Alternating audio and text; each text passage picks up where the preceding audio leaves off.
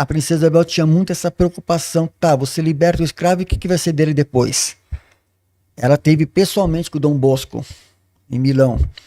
Que ano foi com o Dom Bosco? Em 1800 e... nesse período, na década de 1970, 1980, por aí. De cabeça não vou, mas por aí. Ela esteve em uma de suas viagens à Europa.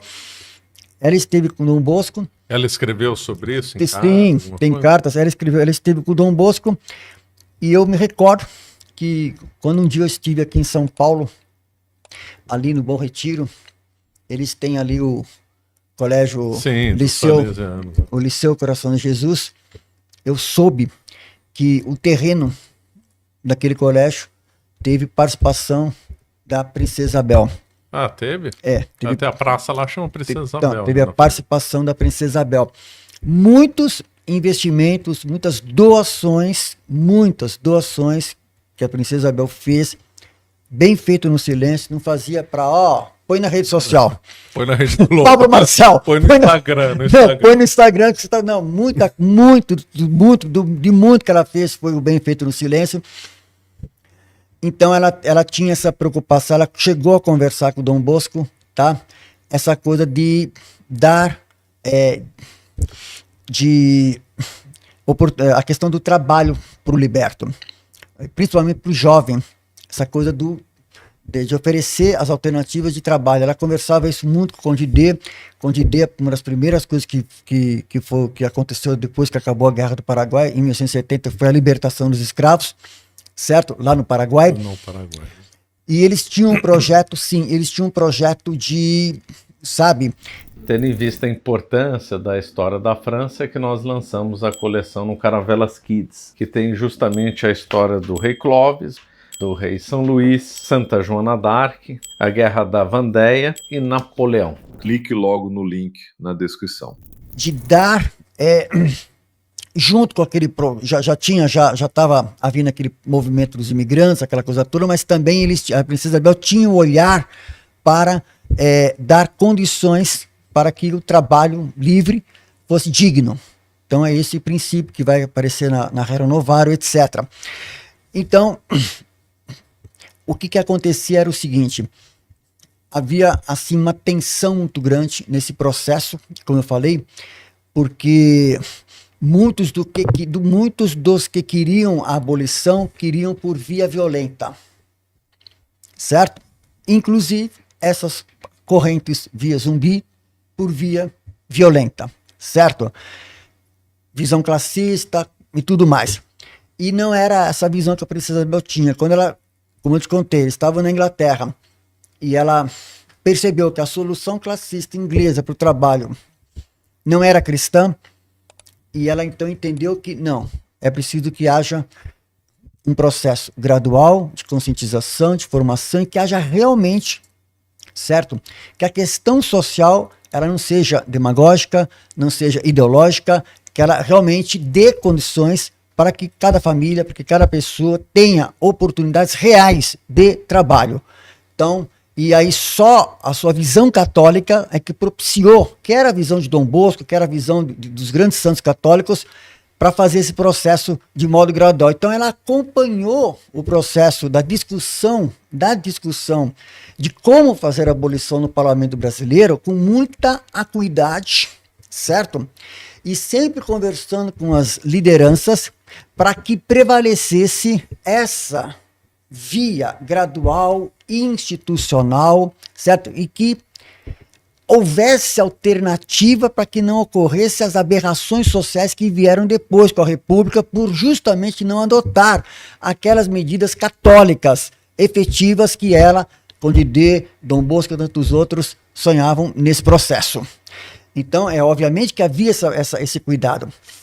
E aí o que acontece? Tanto que, quando ela teve a oportunidade de ser regente, a primeira vez em 1871, já veio ali do ventre livre, certo?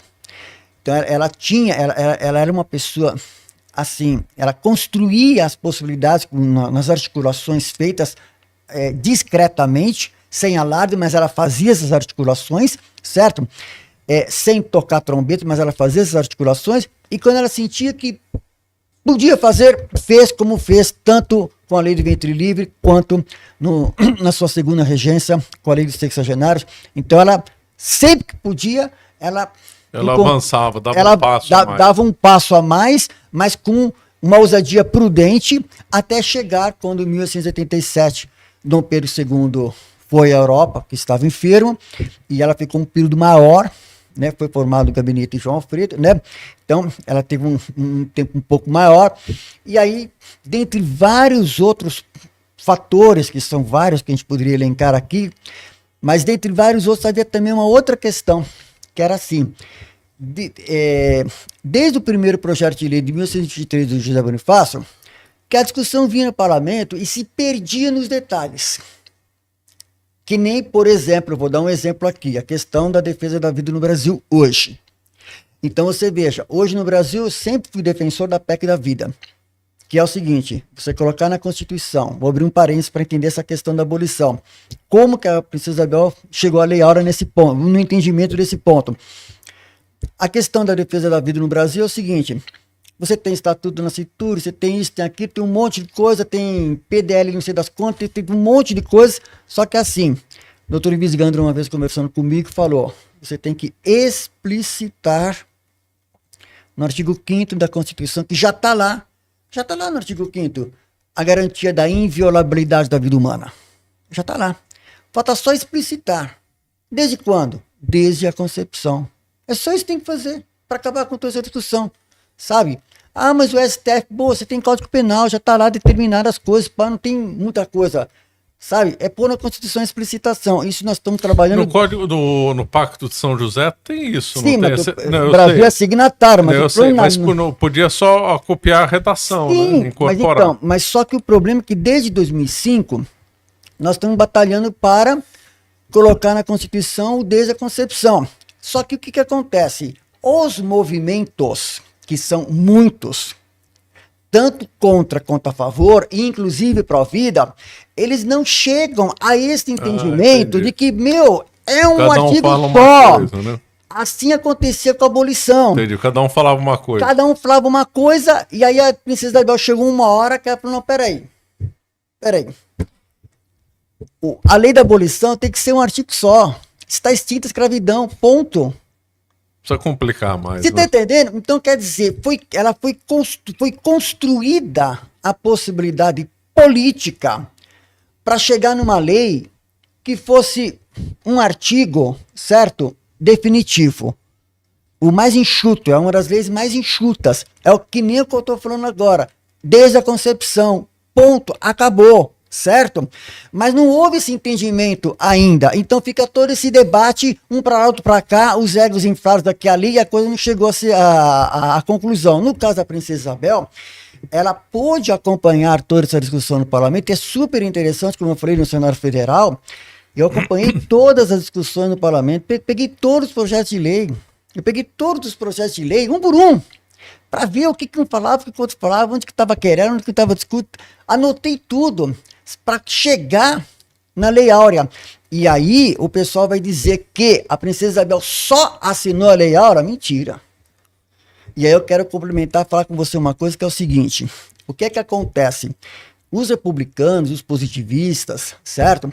Eles temiam o reinado da Princesa Isabel, certo? Porque ela era catolicíssima, no superlativo e no bom sentido, do brasileirismo sadio, Brasil real, Brasil profundo, o Brasil, sabe, pujante, o Brasil verdadeiro, e não o Brasil estereotipado do Mário de Andrade e Macunaíma, o malandro que está lá no Macunaíma, que o Lula encarna tão bem. Não é esse o Brasil real, certo? Esse é um Brasil estereotipado, certo? Que ele é o lado obscuro da cultura brasileira, mas você tem um lado luminoso dessa cultura, que é riquíssima. Então, o que acontece? A Princesa Isabel chegou nesse processo todo, temia-se o seu reinado, que seria lucidíssimo, usando um outro superlativo, lucidíssimo em todos os aspectos, inclusive na questão do trabalho. totalmente afinado com a doutrina social da igreja, tanto que o Papa Leão XIII deu para ela a Rosa de Ouro, tanto que eles se correspondiam, certo? Então seria realmente o reinado, certo? Aqui no Brasil, que faria o Brasil real emergir sem os gravíssimos problemas que nós estamos vendo hoje em todos os campos e como a gente tem visto. Aí ela sofreu não só o golpe da República, o exílio, mas como também, certo, a chamada conspiração do silêncio. Esse é um ponto também. O que é a conspiração do silêncio? Porque os seus detratores positivistas, republicanos, depois os esquerdistas e tudo mais, não tendo o que falar dela, do ponto de vista moral, do ponto de vista da sua coerência de vida, do ponto de vista de tantos feitos que ela realizou, então eles optaram por não falar da Princesa Isabel. Entendi. Você acaba de assistir um corte do Caravelas Podcast. Na tela está aparecendo o episódio completo e outro corte. Muito obrigado pela atenção.